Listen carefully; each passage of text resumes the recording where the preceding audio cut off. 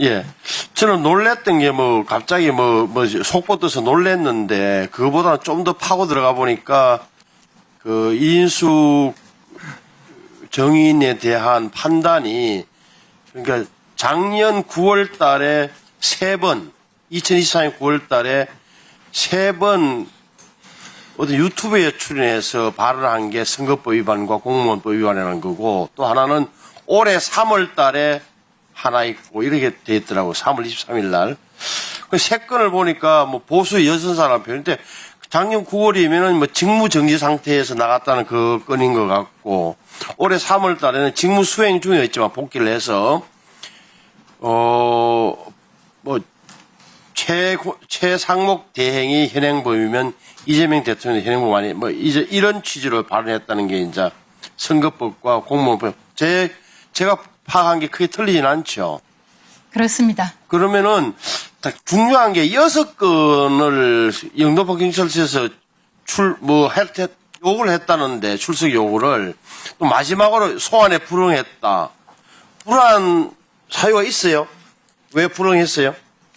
불응이라고 표현하는 것이 적절치 않다고 생각하고요. 짧게 좀 말해서 예, 왜요? 그렇게 전달 못 받은 거예요, 많은 분들이. 여기 계시는 분들이 다 아시다시피 9월 27일은 방송, 저도 참 얘기하기가 발음이 잘 안 돼서 방미통위원회법이 알고 있고, 그러니까 그때 필리버스터에 제가 참석을 해야 했습니다. 본회의장에 앉아 계셨던 거 저도 기억이 나요. 그렇죠?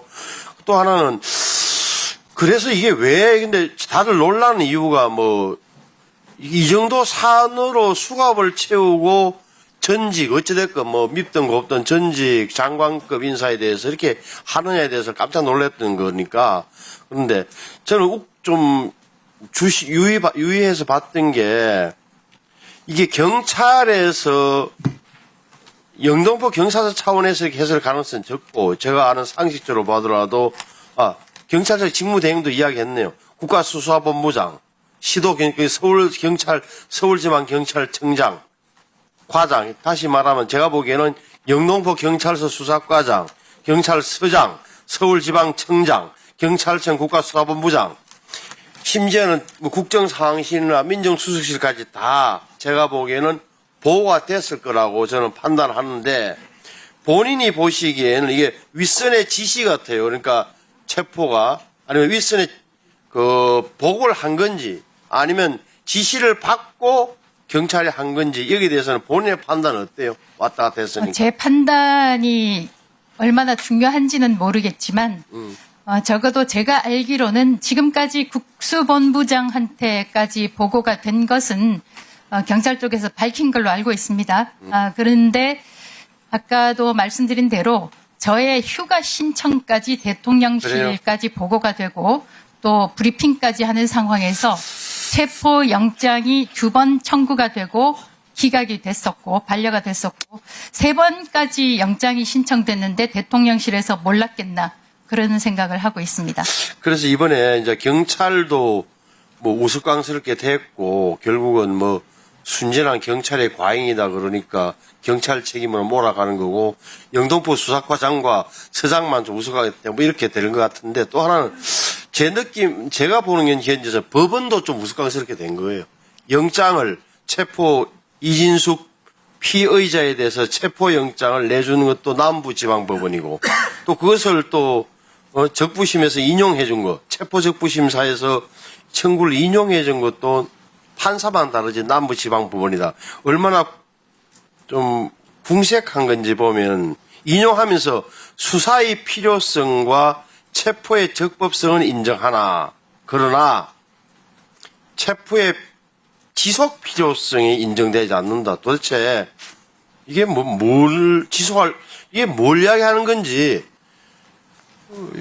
제3자로서는 평범한 사람은 납득하기 힘든 그런 법리적 논리를 펴더라고요. 다시 말하면 잡아 넣을 때는 근거가 있었고 풀어주는 것도 근거가 있는 이런 취지인 것 같은데, 법원에 좀 체면을 살리는 그 이상 이하도 아니다라는 판단이 좀 들고, 그래서 여론의 흐름에 따라서 심판의 잣대가 달라지면 뭐 법원에 대해서도 국민들이 신뢰할 수 있겠습니까? 그래서 우리 당에서도 그렇고 많은 사람들이 이거는 이진숙 전 방통위원장에 대한 호불호를 떠나서 이런 식으로 가면 안 된다는 판단하에 굉장한 여론을 형성해줬다고 보는 거죠. 그러니까 본인이 인숙 전 위원장에 대한 개인적인 호감이나 비호감의 반영이라는 아는 거는 알고 계시죠?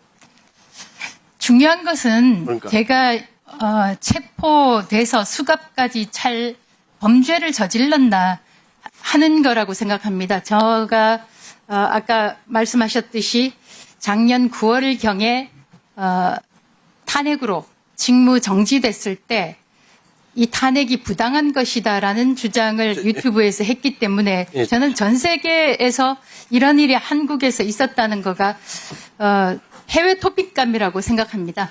마지막으로 방송 미디어 통지법안이 위헌이라고 보는 근거는 짧게 기본적으로 지금 그 간판 바꾸는 데만 4억 원이 넘게 들었다고 하는데 제가 파악하기로는 30명의 직원들이 공무원들이 과기부에서 방통위로 전근 오는 정도 그리고 지금 법안을 보면 다 방통위법과 법에 준용한다. 방통위법과 같다. 이런 식으로 돼 있어서 과연 추가 질의하시죠? 뭐가 크게 달라지는지 하시죠. 다 안 주고 있기 때문에. 거의 같은 내용의 법이라고 기관이라고 저는 파악하고 있습니다. 의사진행 발언 드리겠습니다. 위증과 관련해서 경고. 아니 왜 퇴장 명령이 내려졌는데 아직도 이 안에 있습니까? 그리고 의사진행 발언을 신청한 것에 대해서 위원장이 발언하도록 했으면 끼어들지 마세요. 네, 의사진행 발언 하십시오. 지금 이진숙 증인께서 본인이 체포영장이 발부된 것과 관련해서 대통령실이 보고됐을 것이다 라고 얘기한 것 몰랐겠냐라고 반복적으로 얘기하고 있습니다. 본인이 체포영장을 이진숙 증인에 대한 체포영장은 서울 남부지방법원에서 법적인 절차를 밟아서 진행했고 구금할 장소가 영등포 경찰서 유치장입니다. 그리고 피의자는 정당한 이유 없이 수사기관의 출석 요구에 응하지 아니할 우려가 있기 때문에 체포영장이 발부돼서 체포된 것입니다. 독립운동하다가 체포된 것이 아닐진데 지금 증인으로 나와서 발언한 내용이 허위 조작 정보와 가짜 뉴스를 동반한 내용을 반복적으로 하고 있습니다. 이전에 방송통신위원장 신분일 때는 경찰의 수사 중인 사건이다 라고 얘기하면서 답변에 응하지 않았던 태도와 사뭇 다르게 본인이 마치 개선 장군인 것처럼 답변하는 태도에 대해서 위원장께서 경고해 주실 것을 요청드리는 바이고 사실에 부합하지 않은 내용에 대해서 지속적으로 반복적으로 답변할 경우에 위증의 죄를 묻겠다는 점을 위원장께서 경고해야 된다고 생각합니다. 그리고 지금 끼어들고 아직도 반성하지 모르고 사과하지 않은 박정훈 의원에 대해서 다시 한번 조치를 취해 줄 것을 요청드리는 바입니다.